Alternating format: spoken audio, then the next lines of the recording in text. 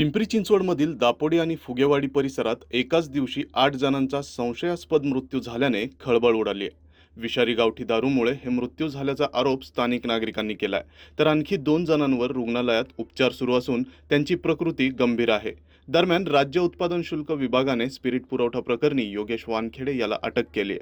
दापोडी फुगेवाडी परिसरात एकाच दिवशी 8 नागरिकांचा मृत्यू झाल्याने परिसरात भीतीचं वातावरण आहे. परिसरात अवैध हातभट्टीची दारू विकली जात असल्याचा आरोप नागरिकांनी केलाय. या प्रकरणात राष्ट्रवादी काँग्रेसचे नेते योगेश बहल यांनी निष्पक्ष चौकशीची मागणी केली आहे. तर पोलिसांनी 8 पैकी 5 मृत्यू वेगवेगळ्या कारणांनी झाल्याचा प्राथमिक दावा केलाय. दरम्यान राज्य उत्पादन शुल्क विभागाने योगेश वानखेडे याला अटक केली असून पुणे आणि पिंपरी चिंचवडमध्ये स्पिरिट पुरवल्याचा संशय व्यक्त केला जातोय. सध्या 2 जणांवर उपचार सुरू असून शवविच्छेदन अहवालानंतरच मृत्यूचं नेमकं कारण स्पष्ट होणार आहे. त्या ठिकाणी दापोडी फुगेवाडी या ठिकाणी हे अशा प्रकारची जी काही अवैध दारू विक्री होते, ती अवैध दारू विक्री होतेच कशी काय मुळात, का ह्याच्यावर त्यांच्यावर कारवाई होत नाही आणि पोलीस एवढं गाफील कसं राहतात. आणि आज आपण पाहिलं, 1 नाही 2 नाही तर आता जे प्राथमिक जी माहिती मिळते, साधारणतः 4 बॉडी आतापर्यंत वायसेमला 3 बॉडी आल्या आहेत आणि एकंदरीत 11 लोकांचा जीव गेलेला आहे. अशी खूप दुर्दैवी बातमी. 11 लोक ही काय कमी नाही आहेत, परंतु ही आता जी माहिती मिळते त्या माहितीवरनं मी बोलतोय. आणि नेमकं हे कशामुळे झालं हे पाहिलं खरं पाहता तर ज्यावेळेला पोस्टमॉर्टमचा रिपोर्ट येईल त्यावेळेलाच कळलं जाईल. परंतु त्यांचे जे नातेवाईक आले, त्या लोकांची मी आता भेट घेतली. आता एक जण शेवटचा श्वास घेतोय.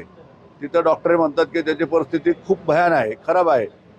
मगाशी 1 तासापूर्वी अजून एक ICU मध्ये पाठवला होता, तो पण वारला आहे. आता एकाला दुसऱ्या हॉस्पिटलमध्ये टाकलं होतं, त्याचे डोळे गेलेले आहेत. त्यामुळे अशा प्रकारची विषारी दारूचं पाषाण करून दारू पिल्यानंतर अशा प्रकारचा हा जो प्रकार घडलेला आहे अतिशय दुर्दैवी आहे.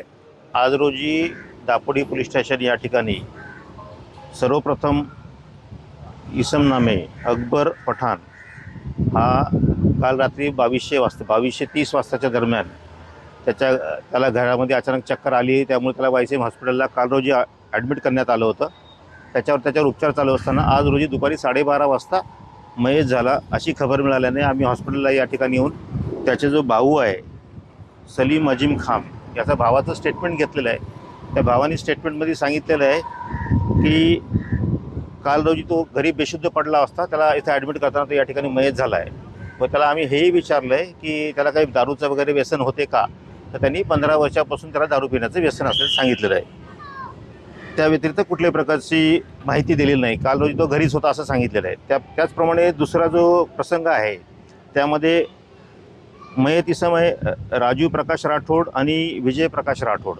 विजय प्रकाश राठोड याच्याबद्दल अशी माहिती आहे की परवाच्या दिवशी तो वर्क प्लेसला, काल रोजी तो त्याच्या वर्क प्लेसला मूवर अँड पॅकर्स कंपनीमध्ये काम करतो.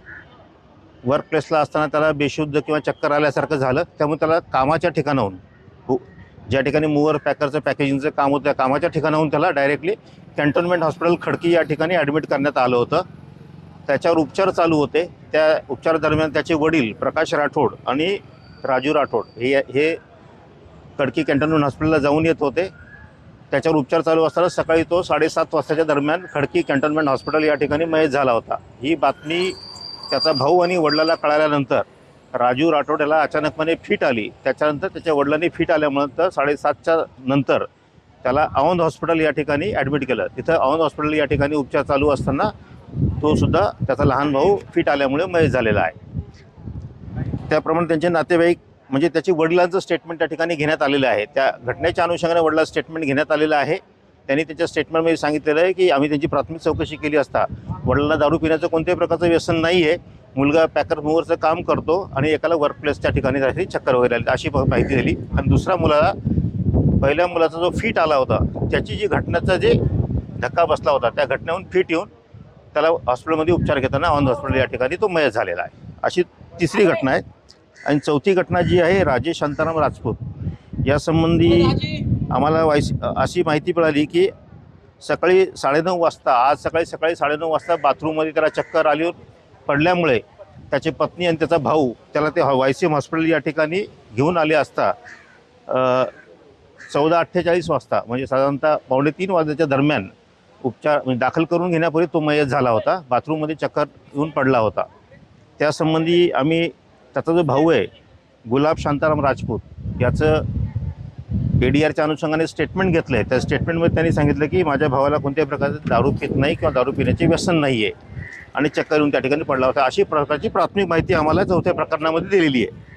त्यानंतर 5वं प्रकरण या ठिकाणी जे वायसीएम हॉस्पिटल या ठिकाणी रिपोर्टिंग झालेलं आहे ते मयत इसम आनंद पांडेराव देसाई वय 53 वर्ष याचे जे नातेवाईक आहेत विपुल दीपक साठे यांनी सांगितलं होते की 28/5 म्हणजे आज रोजी त्यांना अचानकपणे चक्कर वगैरे घरी येऊ लागली. त्या ठिकाणी हॉस्पिटलला या ठिकाणी हॉस्पिटलला आणलं होतं. काल ते दिवसभर पूर्ण घरी होते, परवासुद्धा घरी होते, अशा प्रकारची पूर्ण माहिती दिली आहे. यासंबंधी संपूर्ण नातेवाईकांचे या ठिकाणी आम्ही स्टेटमेंट घेत आहोत.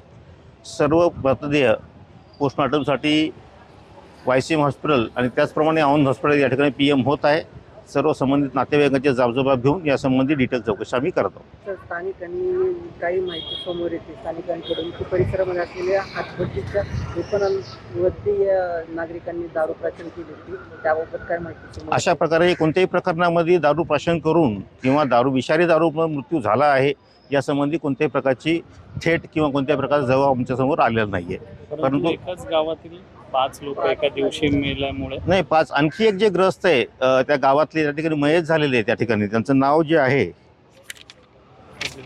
फुगे पांडुरंग फुगे, हे वय 53 ते 55 वर्ष वय आहे.